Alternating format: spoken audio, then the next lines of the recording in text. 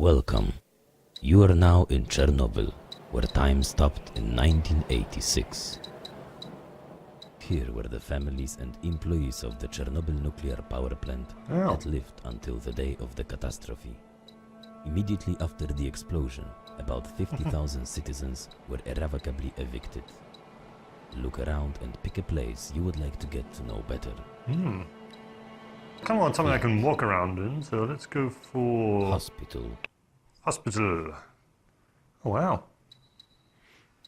Oh, cool, we're actually in here. We are in Chernobyl. Me ship it up. Ah, wicked. Cool. The city hospital in Pripyat was one of the most modern facilities in the area. The complex could fit up to 410 patients, and it consisted of 5 buildings with multiple wards and 3 medical clinics. Cool. Wow. Is it a window or is it a... Oh, I guess. I'm stuck. There we go. Yeah. Nope. I'm fucked. There I am. Cool. Wow. That's tripping. Quick! Jump in the puddle. You might get some magic powers or something. Come on, go forward. Yes, there we are. Haha. Okay. Yeah.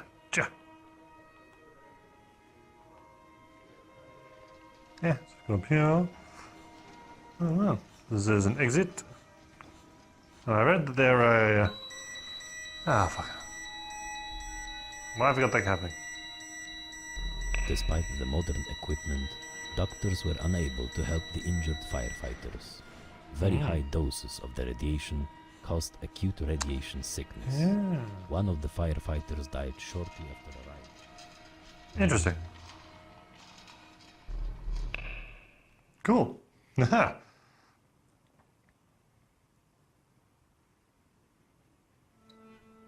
interesting. Oh, we've got more places to go now. Up. No, we don't. Yes, we do. Nah. Community Center. Amusement Park. School number 3. Number 3. Okay. So I did read that there are jump scares in this one, so I'm little anxious about this. At Pioneer Square in front of the elementary school number 3. Nearly 2,000 children were studying here. It was the most modern of all 5 elementary schools in Pripyat. Oh, cool. We're in a drone. Cool. Wow. Oh, this is a very cool place. Well, you know what I mean? It's cool to kind of see everything, but yeah. This is as close to Chernobyl as you're ever going to get. As close as I'm ever going to get. Haha, okay. Yeah. Ooh, that looks freaky. Okay, that's creepy. Guess not, that's creepy. Up. Ah. Meetings, concerts, and artistic work reviews, as well as the whole school's cultural life, took place in here. Sergey. Hello, Sergey. Aha. In fact, every day various groups held their meetings and rehearsals here. There's a tripod. Cool. As you can see, there's a stage and a grand piano for the accompaniment. It's a standard stage in each school in Pripyat. Crazy, right? Let's go back. Back to the beginning. What? It's like a terrible game. No, okay. Let's keep going down here. What is in here? In 1976, my parents came to the town of Pripyat. It was a new town of power workers. It was built for people who would work at the Chernobyl nuclear power plant. Wow. Holy crap. At that time, I was 4 years old. See, all I was the just a little boy. pictures are like digitally enhanced as well, so it's kind of like takes away from the realism. Ooh. How do we get here? Oh my god, how do we get here? Wooden case. Open it carefully.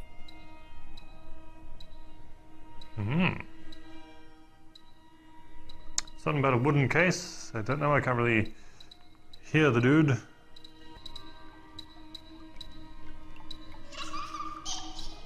That is freaky as fuck. What is that? Some kind of a DVD. Oh, the late phase on that is going to be horrendous. Is that what this thing is?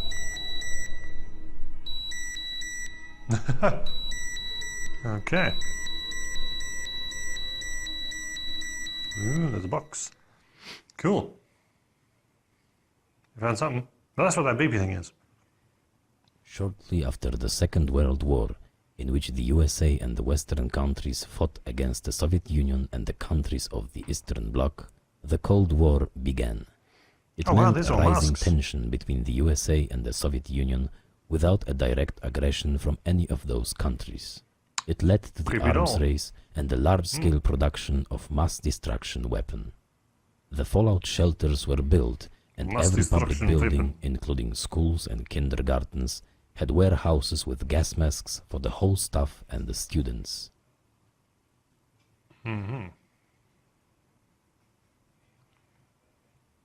Wow.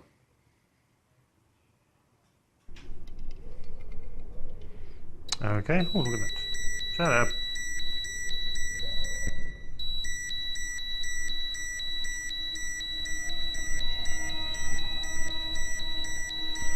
Ooh, there's a sign here. At the end of April 1986, shortly before the catastrophe, the whole city was preparing for the International Labor Day. As usual on the 1st of May, a pompous march was to take place to honor the working class of the Soviet Union. Nowadays, few people may remember that it was established in 1889 by the socialist parties of the United Kingdom, France, Germany and Belgium in memory of the bloodily repressed workers' demonstrations in Chicago in 1886. Oh, there's a door. Can we go through the door? Come on. Nope. Alright then, let's just exit out of this motherfucker. Okay.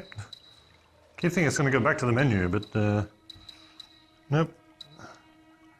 Nothing. Kind of weird. I'm still expecting someone to jump out at me. I'm freaked out a little bit, man. Oh fuck, that is creepy. Yep, super creepy. I don't know why they would put that there. As if the people making this actually found that in this room. Oh. Uh-oh. Everything is black. Oh. What did you do? Ah. Okay. That's weird. Very, very weird. Do some of it? No? Ha! Ha! Like, that shit's just weird, man. Still there? Ah, exit. Awesome. Okay, cool.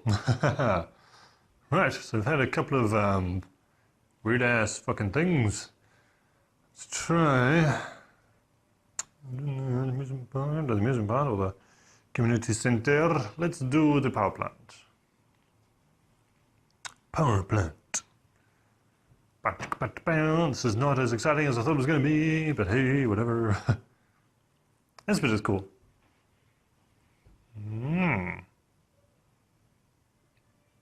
Interesting. Wow. Ah, we are in the copter. The hatred copter. I don't know. Scrapyard. Have a look around. Scrapyard.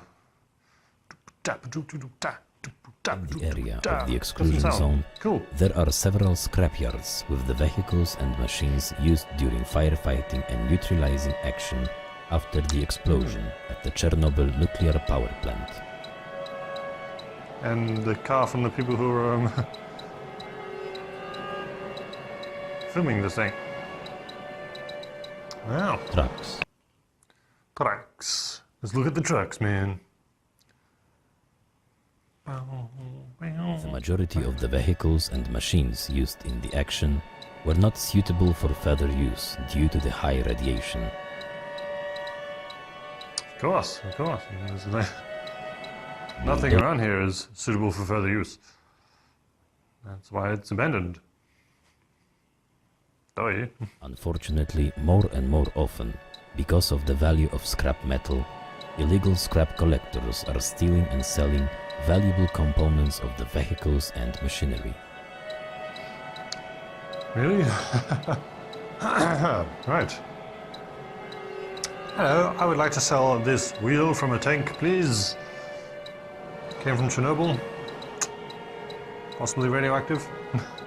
Pripyat was the most modern city in the former Soviet Union. The city was founded as the settlement for the workers of the nearby Chernobyl nuclear power plant. That is really cool.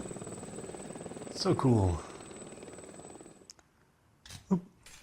Oh. Okay. Cool. Make a slap-up grill for two. It's a clock. Ooh. Can we do something with the clock? The clock is all like... Oh. You are now in a typical flat of the nuclear power plant worker. On just a few dozen square meters, a family and social life was taking place. At that time, the flat was very comfortable. It indicated a high social status and was considered to be a luxury.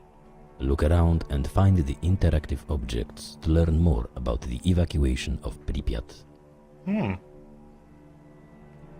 Cool. Chair here. Most of the flats in Pripyat are empty. Single seats, sofas, and other furnishings were preserved only in few of them. When it became obvious that Pripyat would be a ghost town forever, several actions were organized during which the residents could take the most necessary things from their flats.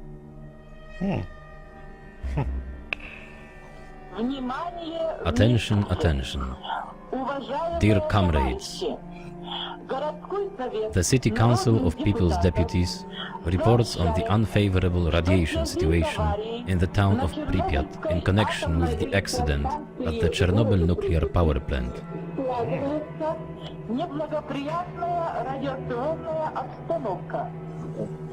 The party, government bodies and military units are taking all necessary measures. However, in order to ensure a complete safety of the people, and children in particular, there is a temporal need to evacuate the residents to settlements in the Kiev region. That wasn't much of a flat, was it? It was like a bathroom, a kitchen, and a lounge room. So there's no bedroom or anything. Whatever.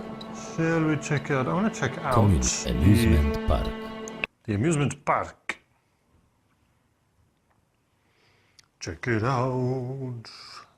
Prepare for landing at the amusement park.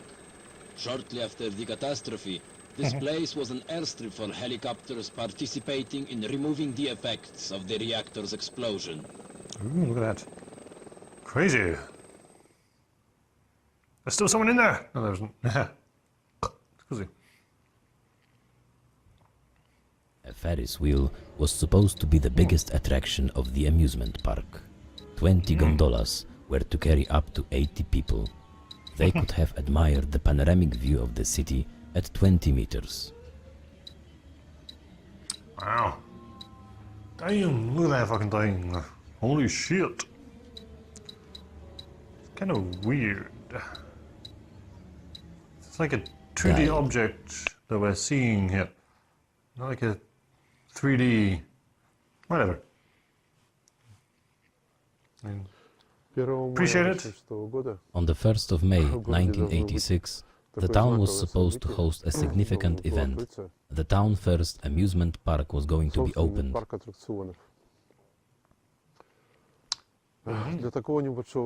I believe that for such a small town, which already had a solid infrastructure, the opening of the park was very important. Also because there were so many children in the town. And of course, on Saturdays and Sundays, people would be able to just go there and have fun. There was a Ferris wheel, swings, roundabouts, and even bumper cars, which you can drive and bump into other cars. Hence the name bumper cars. There was a center nearby, where people could go and have a coffee, a snack, or lunch, or spend a good time with their kids. But the tragedy of the 26th of April damaged all these plans, and on the 27th of April, the entire town was evacuated. Right now we can see all that's left of this park. Wow. Crazy. There are rumors that the amusement park was opened shortly after the explosion to distract people from the disaster. But no one can confirm this information, and the preserved archival materials indicate that only a trial test was run before the scheduled opening. Interesting.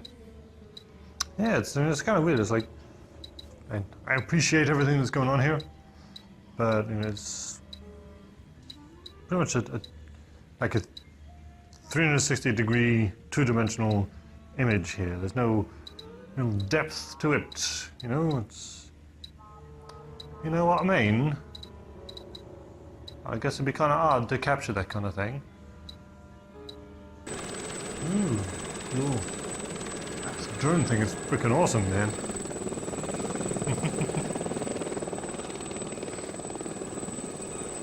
Ooh. See, now we've got a whole, like, 3D aspect thing kind of going, you know? Wow.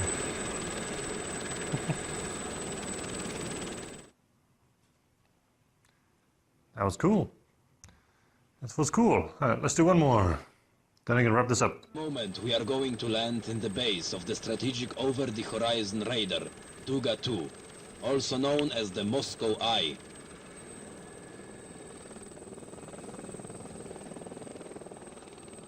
Okay. Hey, a little bulldozer. Someone's actually working down there. Get out! Don't you know what's happened? The Tuga-2 radar began its work in July 1976. The radar was used to detect the ballistic missiles with the nuclear warheads over the territory of the Soviet Union. It was a part of a missile defense, and its range was more than 3,000 kilometers. Look around and learn about the history and the construction of the radar. Control room. Alright.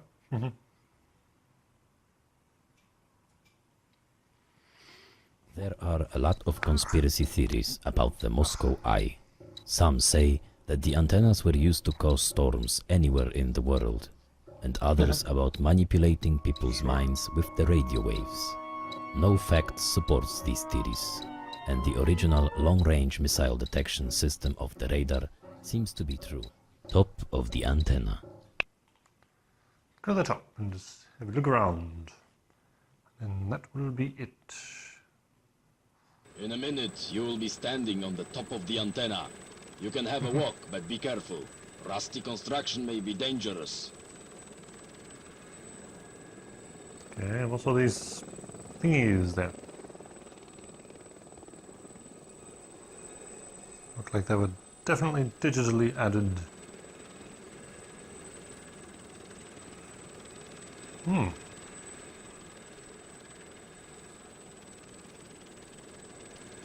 Wow. God damn. Yeah, very, very high up, aren't we? I'm flying! Shoot! Cool. Oh, wow. What you hear is the transmission received by the antenna you're standing on.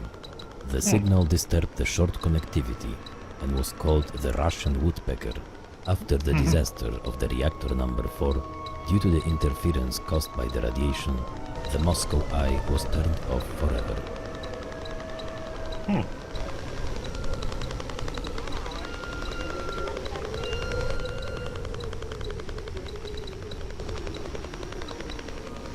at least we can walk around these bits.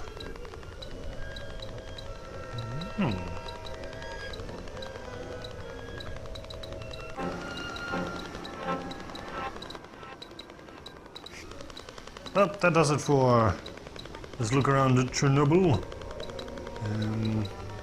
It's not what I thought it was going to be, and I mean, it's kind of cool. Ultimately, it should have been free. Maybe I just had higher expectations. Anyway. Well, hope you enjoyed. See you in the next video, I suppose. Yeah. Very anticlimactic, I suppose. So, bye.